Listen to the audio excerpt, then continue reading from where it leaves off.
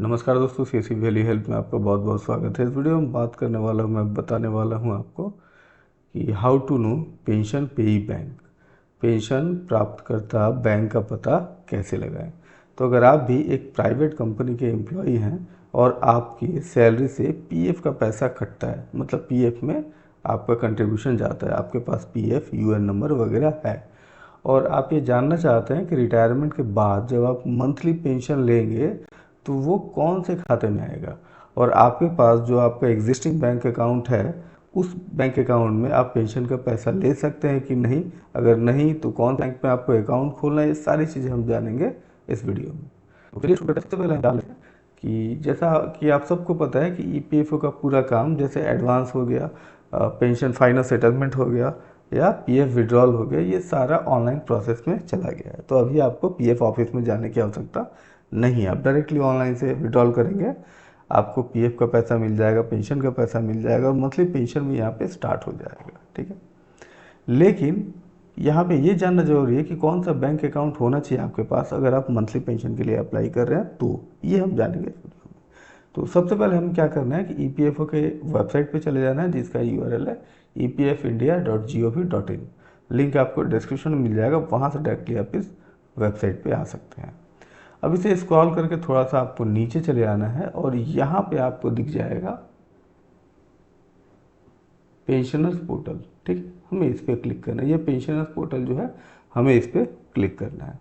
जैसे हम इस पर क्लिक करेंगे हमारे सामने ये पेंशन पोर्टल आ जाएगा। ठीक है, अब यहाँ पे पेंशन से रिलेटेड बहुत सारी चीज़ें दी हुई हैं, जैसे Jeevan Pramaan inquiry, know your PPO number, PPO inquiry, ये सारी चीज़ें दी हुई हैं, हमें ये सब नहीं देखना है। ठीक है, लास्ट ऑप्शन यहाँ पे आप देख पा रहे हैं कि नो योर पेंशन पेई बैंक। ठीक है, हमें इस पर क्लिक करना है। ठीक है, अब यहाँ पे ऑफिस लिस्ट सेलेक्ट करना है। तो पीएफ ऑफिस नॉर्मली इंडिया के हर एक सिटी में, छोटे छोटे शहरों में भी है। तो सबसे पहले आपको पता लगाना है कि आप जिस कंपनी में काम कर रहे हैं वो किस पीएफ ऑफिस में बिलोंग करता है, आपका पीएफ ऑफिस कौन सा है। ठीक है, ये आप पता लगा लेंगे। उसके बाद यहाँ पे आके नो योर पेंशन पे बैंक में आके आपको सबसे पहले पीएफ ऑफिस सेलेक्ट कर लेना पड़ेगा। ठीक है, यहाँ से आप जो भी आपका पीएफ ऑफिस है, आप वो पीएफ ऑफिस सेलेक्ट करेंगे। सेलेक्ट करने के बाद आप सबमिट पे क्लिक करेंगे। जैसे ही आप सबमिट पे क्लिक करेंगे, यहाँ पे आपको पेंशन डिस्बर्सिंग बैंक का लिस्ट आपके सामने चला आएगा। अभी आप देख पा रहे हैं कि यहाँ पे पीएफ ऑफिस कौन सा है, हावड़ा, ये पीएफ ऑफिस है। ठीक है, know your pension disbursing bank, और यहाँ पे सीरियल नंबर है पेंशन डिस्बर्सिंग बैंक। कौन कौन सा बैंक है, तो एक नंबर पे स्टेट बैंक ऑफ इंडिया, दो नंबर पे यूनियन बैंक ऑफ इंडिया, तीन नंबर पे पंजाब नेशनल बैंक, चार नंबर पे एक्सिस बैंक और पाँचवें नंबर पे एचडीएफसी बैंक। तो अगर कोई ऐसा व्यक्ति जिसका पीएफ ऑफिस हावड़ा का है, उसके पास अगर वो मंथली पेंशन विड्रॉल करना चाहता है तो ये जरूरी है कि इसी 5 बैंकों में से उसके पास कोई एक बैंक अकाउंट होना चाहिए।